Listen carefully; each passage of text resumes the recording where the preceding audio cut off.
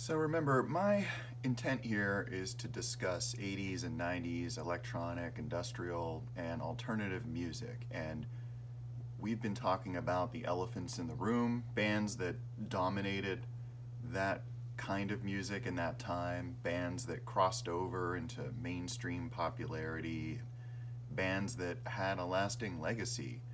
The last time we spoke of one such elephant, it was the mighty Depeche Mode. However, they were just one, right? And I would be lax, nay remiss, if I were not to discuss the other elephant, especially since I've referred to them in every episode so far. If we say that Uncle Al took the baton from Throbbing Gristle, we would have to say that this guy took the baton from Uncle Al and ran across the finish line and then went on to run an ultra marathon.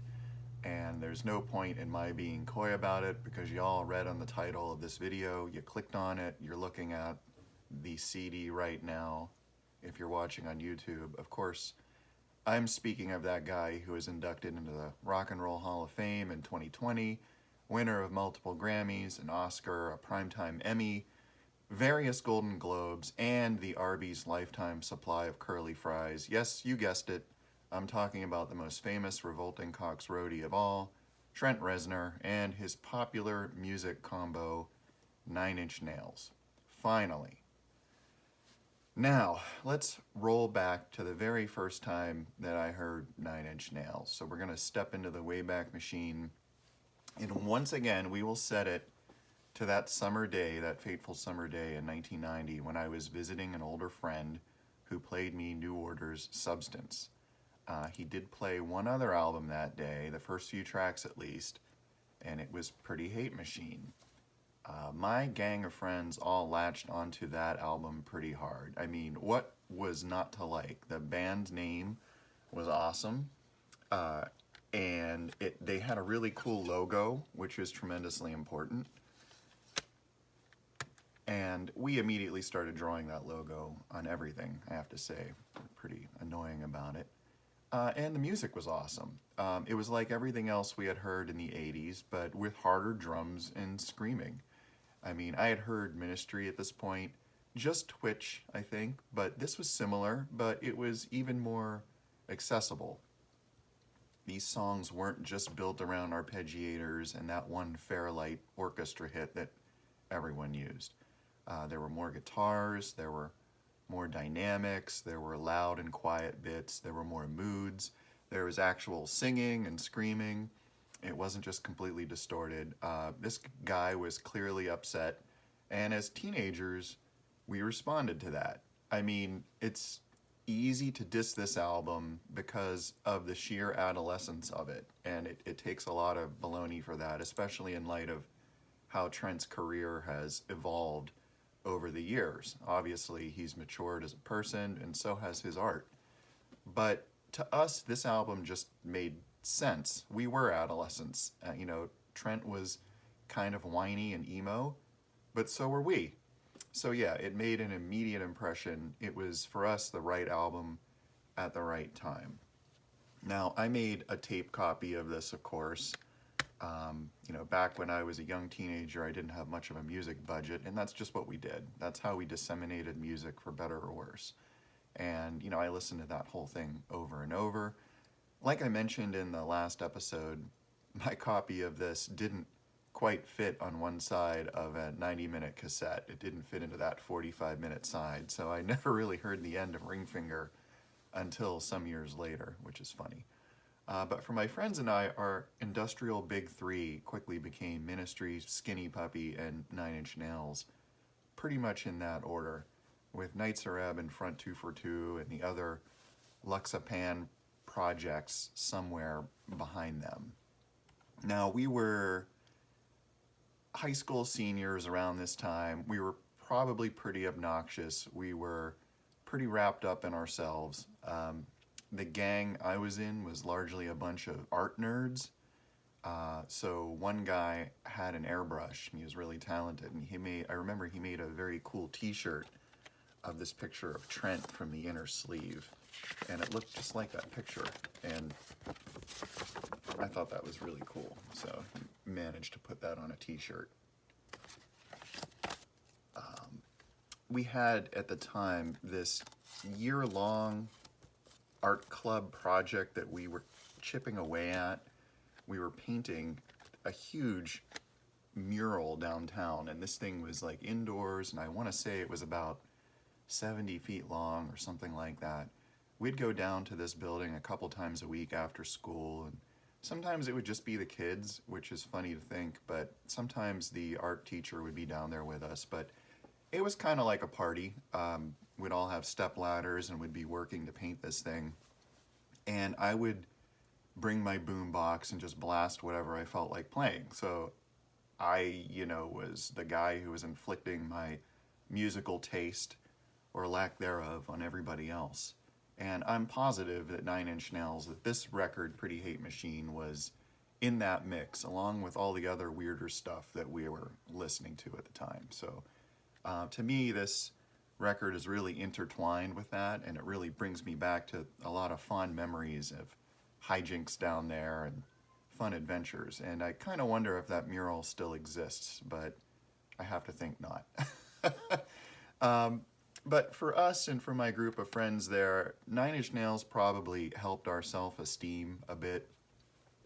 Really, if you think about it, think about high school. I know we hate thinking about high school, but the only subgroup in my high school that really advertised their love of music were the metalheads, in a way. And if you were a kid in the late 80s, early 90s, you knew these kids. They were immediately recognizable. They all had mullets. They all had denim jackets with some speed metal band on the back. And they wore their Megadeth and Metallica shirts and Anthrax shirts every day. I sat behind one guy who I swear wore the same Megadeth shirt every day through the whole year, which in retrospect is maybe kind of sad. There might have been more going on there than a simple lack of, wardrobe options. But it was a kick when we started putting Nine Inch Nails logos on everything, and the metalheads noticed that. And I remember there was kind of a moment of judgment there, and I remember when they duly considered it and declared that Nine Inch Nails and Ministry were pretty cool. And yes, they announced that sounding exactly like Beavis and Butthead. And it turns out, actually, that Beavis and Butthead was a documentary. Anyway, so we earned a little grudging respect there. And, to be fair, the reverse was true. Us nerds were listening to Metallica and Anthrax too, albeit maybe more on the down low. We weren't wearing our denim jackets or anything like that, but we enjoyed that stuff as well. I knew, though, in my heart that Ministry were every bit as hard as whatever metal band you wanted to name, especially after the Mind album came out, maybe even harder in some ways. Remember, we all thought Al at this point was a devil worshiper and probably a terrorist, and so therefore he was clearly cooler than some obvious weak poser like Dave Mustaine. So yeah, we got a bit of respect in the high school tough guy pecking order for liking these bands. So imagine our surprise around that time when we discovered that Nine Inch Nails was on tour and that they were coming to the big city that winter. I had just reached the age where I realized I could actually see bands that I loved in person without my parents. And that was no easy feat because the logistics of that from where I grew up were considerable. You had to have transportation, you had to know where you were going. Obviously we didn't have smartphones with, the Google lady to tell you which way to go. So it was considerable. And my folks, to their credit, had done their due diligence in raising me. We had been to a couple of shows growing up. I mean, I saw Sha Na Na. We saw Huey Lewis and the News at their peak in the early 80s. And that was it sounds silly, and I'm not making fun of that at all, but that was actually a big deal. To go see Huey Lewis in the early 80s was, I don't even know what to compare that to, because I don't even know who's that. Maybe going to see Taylor Swift today. I mean, it was a huge arena tour, and we were in the nosebleed section, and they played all of those songs that I had heard on the radio 8 million times. And it gave me that experience of being in a concert audience, and it was awesome. But this was my chance to do my own thing. So plans were hatched, tickets were purchased, and we went. And I'll never forget that night. Three of us ended up going. And cheers to one of my buddies who I know occasionally listens to this. If you're out there, you know what I'm talking about. Unfortunately, we drove out in a really small front-wheel drive car. I think it was like a Plymouth Sundance. That's what sticks in my head. And there was a huge snowstorm coming. So again, we're in the Northeast United States, plenty of snow, lake effect snow. Did that deter us? Hell no. Despite our parents' objections, we just jumped in the car and took off. And of course, there was almost immediately a whiteout. Halfway there, things were looking pretty dicey. We were sliding all around the road. We couldn't see. In fact, all three of us piled in the front seat so we could get better traction, which didn't amount to much. And the only other vehicles on the road were the plows. That's how we knew we were possibly in trouble here. And, we were concerned about plows crashing into us.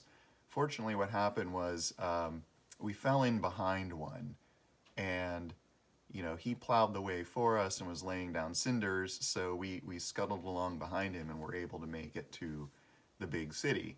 And I'm sure that I had to stop at a gas station to use a payphone to let my parents know that I was still alive. I don't remember that, but that certainly would have been expected at some point. I do remember getting to the venue finally, which was way the hell downtown, of course, with warehouses all around.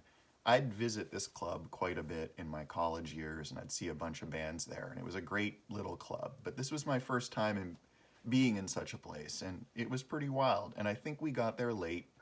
We missed the opening band, if I'm remembering correctly. And I know my buddy will, he's already pointed out a few times where my memory's been lacking. But wow, it's a long time ago, 30 years ago. Wikipedia tells me that Die Warsaw and ChemLab opened, which is a heartbreaker because I would have loved seeing both of those bands. In fact, there was another time that I had just missed seeing Die Warsaw down there too, now that I think about it. Never did see them. But this was the Sin tour, obviously, which was the second or third tour that Trent did for this record.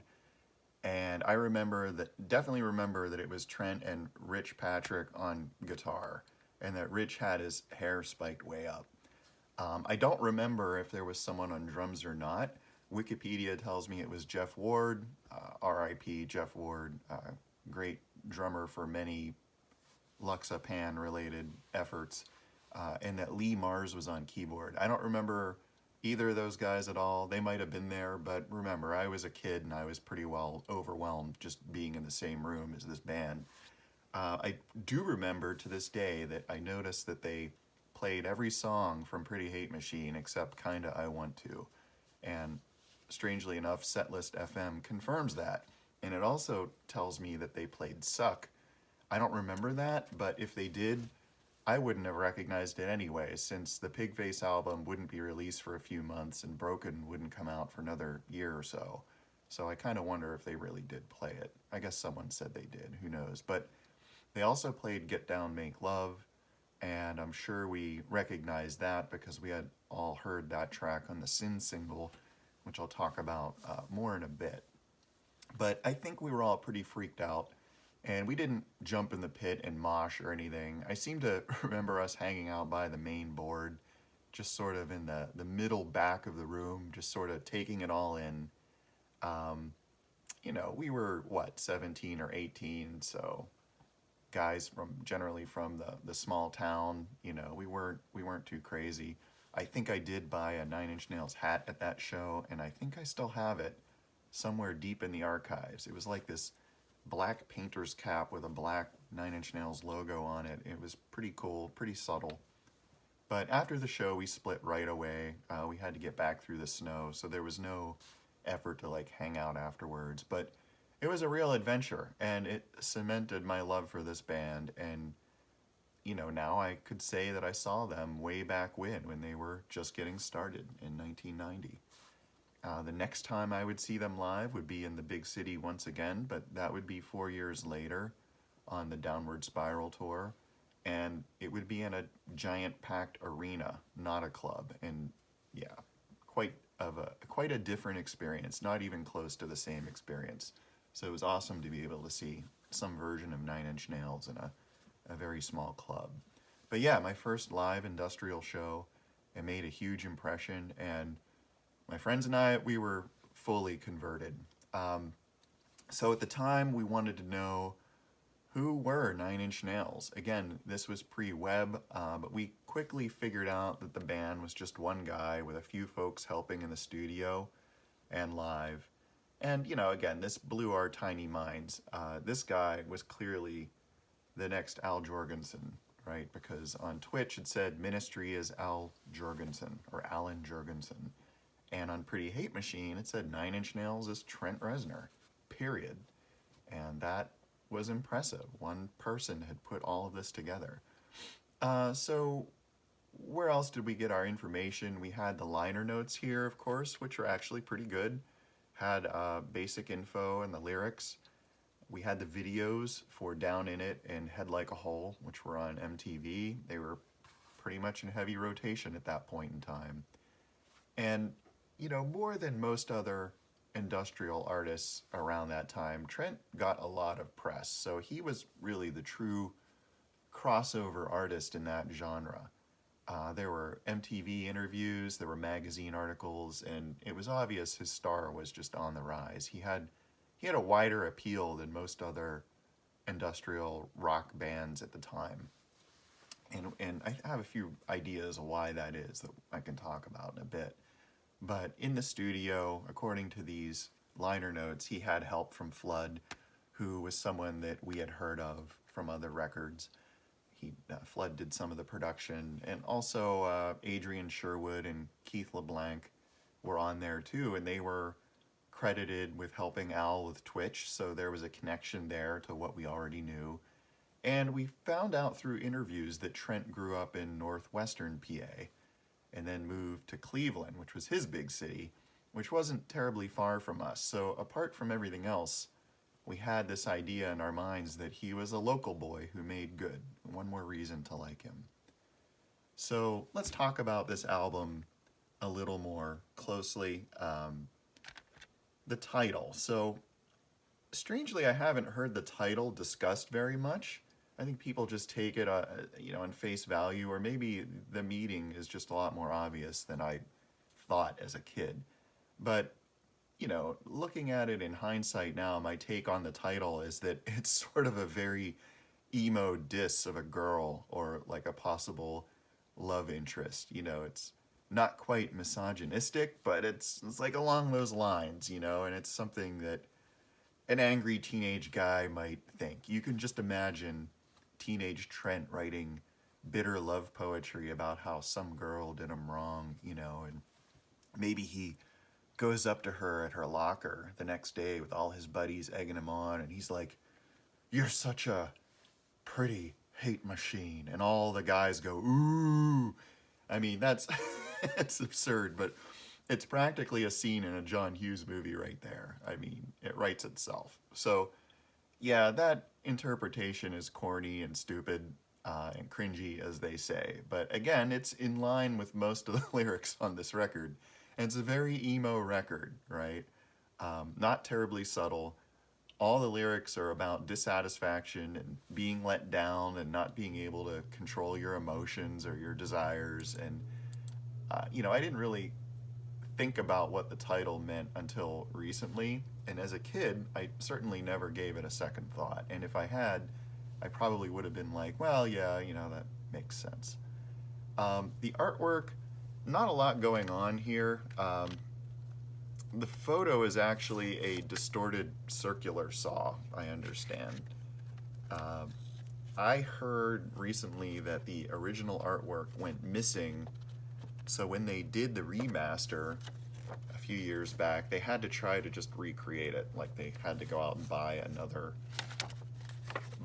saw blade or table saw and just take another picture completely because the original was gone. That black and blue and pink color scheme now is pretty much iconic and screams out to any Nine Inch Nails fan that it's Pretty Hate Machine, and I'll sometimes see that color combo and immediately think, oh yeah, Nine Inch Nails, of course. So there's that distorted picture of Trent here that we saw before, and the famous Nine Inch Nails logo. Very successful design. It was designed by, I think, Gary Talpas, if I remember correctly, and reportedly it was inspired by the cover of Talking Heads' Remain in Light, another classic album. And I used to own that album, but I evidently sold it or lost it because I could not find it in my collection. But yeah, other than that, you have some lyrics and credits and stuff like that. Pretty good package of info, especially considering that we were used to Wax Trax releases that pretty much had nothing but the cover art on them. So that was sort of extensive. We like that. If we go down through the tracks here, we'll just talk about these one at a time. Just throw some thoughts out there about the tracks that make up Pretty Hate Machine. So obviously it starts off with Head Like a Hole. This track is iconic, it's timeless, maybe the best opening track of all time on any album. I mean, 30 years later, Trent can still get away with playing this as an encore, and the fans will leave satisfied if he plays Head Like a Hole. That's how great of a song that really is. And Terrible Lie, the second track, this is a pretty good 1-2 punch. Trent is mad at God and cusses him out. And we've all been there, right? But as kids, we were like, right on. And this song still gets played pretty regularly at concerts. It still hits, and he's kind of put a few spins on it in recent years too. So worth checking that one out live. Down in It is track 3. I think this is the first song he ever wrote, and he straight up admitted he did it as a ripoff of Dig It by Skinny Puppy. It's not really confirmed, but it was always pretty obvious to me that the lyrics were drug-related. Sanctified, this groovy, down-tempo song with this great synth bass line, seems to be his attempt at justifying having sex. Something I Can Never Have, it's the ballad on the album. It's very emo, so emo. I mean, we could all relate. Every one of us who had ever been dumped at a Pizza Hut. If nothing else, this is a song that we knew would never have appeared on a Ministry or Skinny Puppy album. So it's something that helped distinguish Nine Inch Nails from some of those other bands. And it's worth noting that this song had the first of the album's 2 F-bombs, and that was important to know when you were just a little kid blasting this with your parents in the next room. The next track was Kinda I Want To. Again, Trent kinda wants to have sex. Hard to believe, but what could go wrong, right? Sin, great track. Also about sex. A bit more harder hitting. This would be the 3rd single, and one of my favorite tracks on this record. It's just a great song. That's What I Get. That's what I get for trusting your cheating heart, you hussy, I guess. That's exactly the kind of song that is. The Only Time. This one starts with the second very obvious F-bomb. I remember hovering over the volume knob, kids. It was an anxious time back in the early 90s. And finally, probably the most interesting song on here, the last track, is Ring Finger.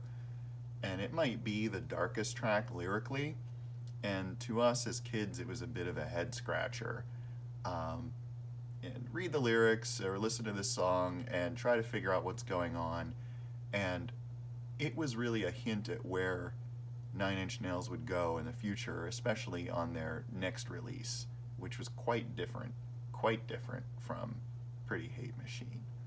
But my overall impression of this record through the years is that it's very cohesive. It's very much all of a piece, musically and lyrically. It covers a lot of ground. There's a lot of different moods and textures on here, more so for sure than like a Ministry album, as much as I love Ministry, or Skinny Puppy for that matter. There's just there's just more range here. And pardon me, that said, it does sound a bit dated now. Compared to some of his later work, the guitars are not as evident.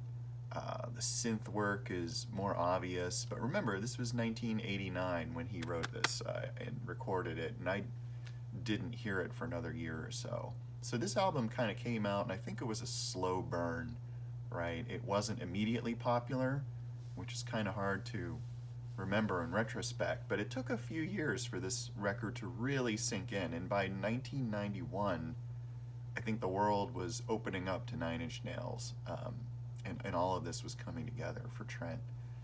Remember that in 1989, the rest of the world was drowning in Madonna and Debbie Gibson and the Fine Young Cannibals. So compared to that kind of stuff, this hit pretty hard, and it was pretty close to the mark for us as fans, what we wanted to hear. And it's not really just fair to compare it to Nine Inch Nails' later work or to industrial rock in general. There were 3 singles from this record, and the first, which was the first Nine Inch Nails release ever, was the single for Down In It. I don't actually have that on CD, but Trent gave each of his releases a Halo number, and Down In It was Halo 1. We quickly figured out that's what was going on here, and it had 3 mixes of Down In It. So there was like the album version and then 2 remixes. Pretty Hate Machine came out as Halo 2, and somewhere on here it actually says that. Yeah, on the disc itself it says Halo 2. Okay, and the Head Like a Hole single was Halo 3. So I have that here. This is an interesting single because it says 10 track, but it actually has 11 tracks on it. So this has 4 versions of Head Like a Hole, 2 versions of Terrible Lie. It has this sort of dub version of Head Like a Hole called You Know Who You Are. 3 versions of Down In It. 2 of those were the remixes from the Down In It single. So if you had Pretty Hate Machine and the Head Like a Hole single, you kind of didn't need the Down In It single, unless you're a crazy completist collector like I am, but somehow I still don't own it. There was also a pretty interesting demo version of Down In It on the Head Like a Hole single as well. And I wonder if it was maybe the first recording that Trent ever did as Nine Inch Nails. And pretty cool demo version. Finally, there's a 3-second hidden track of someone just saying, Nine Inch Nails, woo, they're good. And that was the whole track. So I think it was from some TV show that they just clipped that from. So that was Halo 3, and then the Sin single was Halo 4. Yep, there we go. Halo 4. So I like this single. It has some clever typography on the cover. It's got 3 mixes of Sin. I don't think any of those 3 mixes are exactly like the album version either. So I think there's a long mix, a short mix, and a dub mix of Sin. But more importantly, it has that cover of Get Down, Make Love by Queen that we heard at the concert. And it was produced by Al Jourgensen. So again, Al had his hand in a lot of music production in these days, and so did Paul Barker. Both of them, usually got credited as Hypo Luxa and Hermes Pan, respectively. So here Al is credited as Hypo Luxa. And it's important to remember that at this time, Trent had just toured with the Revolting Cocks in the summer of 1990, so we knew he was pretty good friends with Al. And I've read that Trent was generally a roadie on that tour and went because the Cocks passed through Cleveland, and Trent said, hey, can I just come with you guys? And Chris Connolly, again, wrote about that in his excellent autobiography, or his memoir of his time in Revco, and I encourage everybody to pick that up. If you're at all interested in that period of industrial music, you owe it to yourself to read that book. Good stuff. But yeah, I heard he was generally a roadie, but it wouldn't be a stretch to think that Trent moved into performance, either singing or playing guitar or something else. because Revco was, as we know, pretty much a free-for-all compared to Ministry. I have no evidence, though, that he did perform with them, but I know there are 2 pics of Revco around this time that include Trent, and you can Google those and see those for yourself. It's kind of funny. In one of them, Trent looks like he's about 17, too, which is great. So let's go back to Pretty Hate Machine. You know, why do I love this album? It's just a classic. I mean, this is where Nine Inch Nails started. You know, one of the most influential rock bands in general, and the longevity of them has been just amazing. You know, it's pushing 35 years now, and they just seem to get more and more sophisticated and more, you know, adventurous in their music as time goes on. At this time, the influence of this particular record was to push industrial music closer to being radio friendly, which is something that we knew that Ministry and Skinny Puppy would never really do. And that was a controversial thing at the time. This was a controversial album among the fans, you know, and I would get on the internet shortly after this album came out. I mentioned Usenet before, and the group rec.music.industrial, or RMI, and it was clear on RMI that bands like Ministry and Skinny Puppy and then Nine Inch Nails started this schism among industrial fans by pulling the genre toward more of a pop sound. And for sure, Nine Inch Nails exacerbated that, you know, and that's where I learned what a flame war was, right? People on RMI arguing about whether Nine Inch Nails was good or not. So this album made it okay for something with an industrial label to express a wider range of emotion. And for Trent, those emotions wouldn't stay childish much longer. His next few releases would take things in an entirely new direction, much harder, much darker. For me, I could see taking another whole episode to talk, you know, about Broken and Fixed, which were the next 2 EPs. But to be honest, after that I lost the plot with Nine Inch Nails for a period of time. Trent's career has covered many decades, many projects, many styles. Not all of them are to my own taste. That makes him better in a way as an artist in my mind, because it tells me that he's pushing boundaries and he's challenging listeners. He's not just a one-trick pony, and for better or worse, he's not trying to be a band like AC/DC or KMFDM, and I talked about that in the KMFDM episode. There's nothing wrong with bands like that. People like what they like, but that just wasn't Nine Inch Nails. And Trent is just the kind of artist who's never satisfied, right? So Nine Inch Nails wouldn't really reach the pinnacle of the industry like Depeche Mode and, you know, U2 did around this time, but they would become an influential and important band, not unlike The Cure, sort of if The Cure had only kept releasing studio albums, or Depeche Mode for that matter. But Depeche Mode arguably became a different band, I'd say, in the mid-90s after Alan Wilder left and a bunch of producers ended up taking his spot.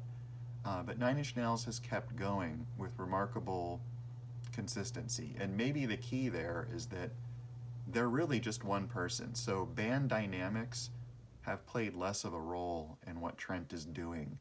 And it's always clear with whoever's in the group at the moment or whoever's playing with them who the boss is. And that's given them staying power over the years. It's really a sole proprietorship. So where are they now? Of course, you know, Nine Inch Nails still going strong 35 years later. At the start of this, I listed a bunch of awards Trent has collected, and those are all true. You know, even the Arby's lifetime supply of curly fries. Not really. He has managed to pull off that coveted shift to scoring major motion pictures, and that is desirable, I think, among a certain segment of current and former pop musicians in a post Napster and, BitTorrent and post-COVID world. Scoring movies is, artistically satisfying. It's a reliable way to make money without having to tour. It also can confer a level of respect that you don't get when your main gig involves getting in costume and jumping around a stage for an hour and a half, right? But the fact is, there are only so many major motion pictures and few people who can get those kind of gigs. And maybe the only other musician I can think of from that era who's in that game and really killing it is Clint Mansell from Pop Will Eat Itself. I mean, if you watch clips of Pop Will Eat Itself from back in the day, they're a pretty interesting band, and also produced by Flood, wore some crazy costumes, crazy hairstyles. You would never think that Clint would go on to be a film composer, a film composer who has international renown. But there you are, he is, and very successful at that. Very talented guy. So, as I said, I would lose the plot with Nine Inch Nails around 1994, shortly after the Downward Spiral came out. Now, I did enjoy that album somewhat, but not, if I'm being honest, it wasn't to the extent that I enjoyed Pretty Hate Machine or even Broken. I did see Nine Inch Nails on that tour, as I said, in the big arena, and it was a pretty good show. Manson opened for them. That guy just seemed like a giant butthole to me. He was provocative for the sake of being provocative, and I think, he staged this thing where the cops dragged him off. And, honestly, I just saw him as Ogre Light at the time, and I'm not a Manson fan. I never really listened to his stuff, so whatever. I wasn't into him. But for me, I should point out on that show, they did close with Head Like a Hole, and it was awesome. But for me, Nine Inch Nails was all about, the aggression and the beats. Like, personally, that's what I wanted out of it. I wasn't really into his nuances of sound design, and I think to some extent that's still true to this day. That's kind of what I'm enjoying out of his music. And the problem I saw with the Downward Spiral was I just sensed Trent going way up his own behind, becoming more like a prog rock kind of guy. And I saw it in the music itself. I mean, he straight up had Adrian Belew on that record, who's one of the gods of prog rock, right? And nothing wrong with that, but it was clear where things were heading, right? And that record, Trent said that record was influenced by David Bowie and Pink Floyd, and I love Bowie and especially Pink Floyd, huge fan, but I didn't necessarily want to hear that when I was listening to Nine Inch Nails. I also got that in the remixes that started coming out around that time. They seem to have increasingly pretentious names like Eraser, Denial, Realization, and Closer, Further Away. I mean, it just started seeming a little silly to me. And then the remix albums. Like, now every album had to have a remix album and singles. So it kind of started with Fixed, which was the remix album for Broken. And I liked Fix. It was okay. But now for the Downward Spiral, you had 3 or 4 singles, and you had a remix album, and it just seemed like there were 60 or more tracks together for that single album. And as a collector, it became a huge pain in the ass for me to try to track them all down. And it seemed like some opportunistic consumerism was going on here, some marketing. Like, the record companies started splitting some of the singles into parts 1 and 2. And, as a young guy with a limited budget and patience for this kind of stuff, I just, noped out of it. It just seemed to be getting a little too involved for me. And I think that pattern might have been borne out for the next few albums. They were a little more progressive in the sense of prog rock. The Fragile was a double album. That's very proggy, right? With Teeth was another thing, and I know almost next to nothing about that album.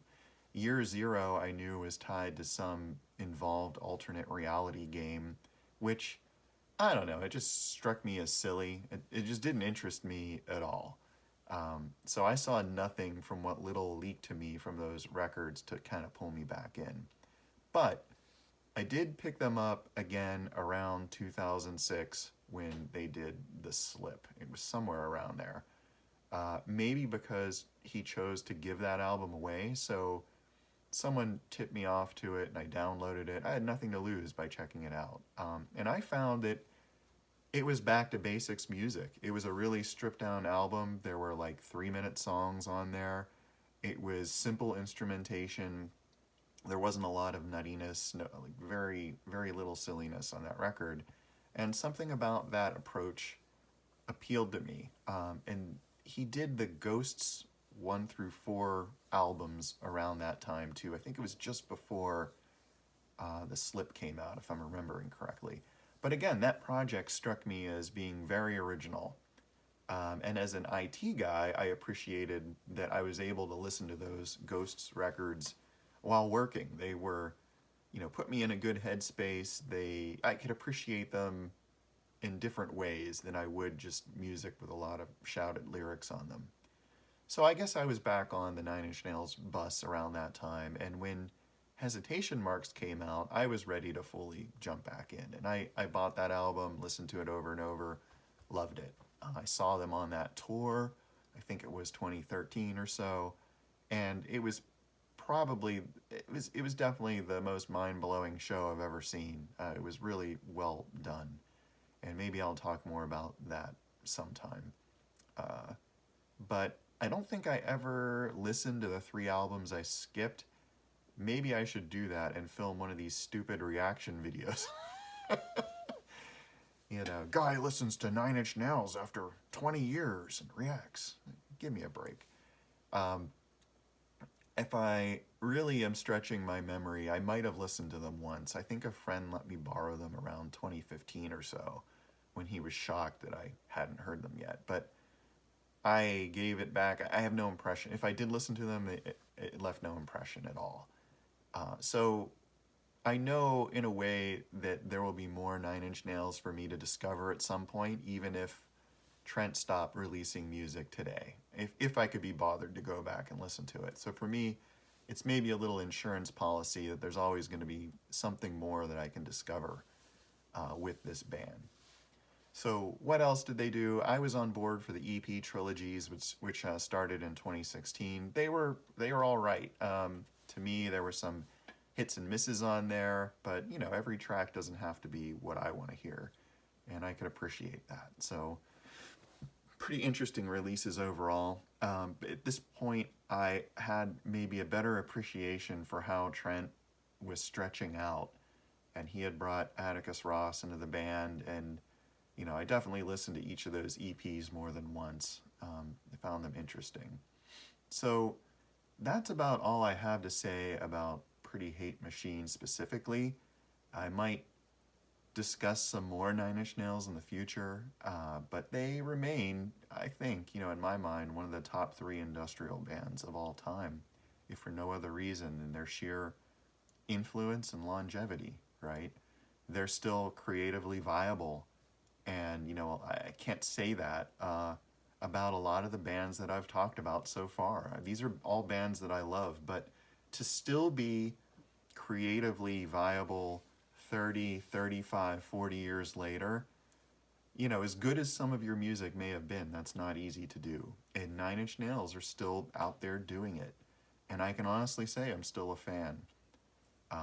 In just so many cases, bands changed direction, or they lost steam, or maybe I just couldn't be bothered as a fan to keep up with them. But for now, I'm still aboard that Nine Inch Nails bus, and I look forward to seeing where they go next. So there you have it, kids. Another one of the elephants in the room, Nine Inch Nails. That's all I've got for you today. If you dug this, stick around. I have a huge music collection, and I have plenty more old 80s and 90s albums to consider. This show is Stronger Than Reason, and it's available on YouTube and as a podcast, wherever you do that podcast thing. And if you like what you heard, Please do what the kids say. Like and subscribe. And I'll remind you, I'm just one guy with an opinion. You know, consider leaving yours as a comment. And until next time, stay strong.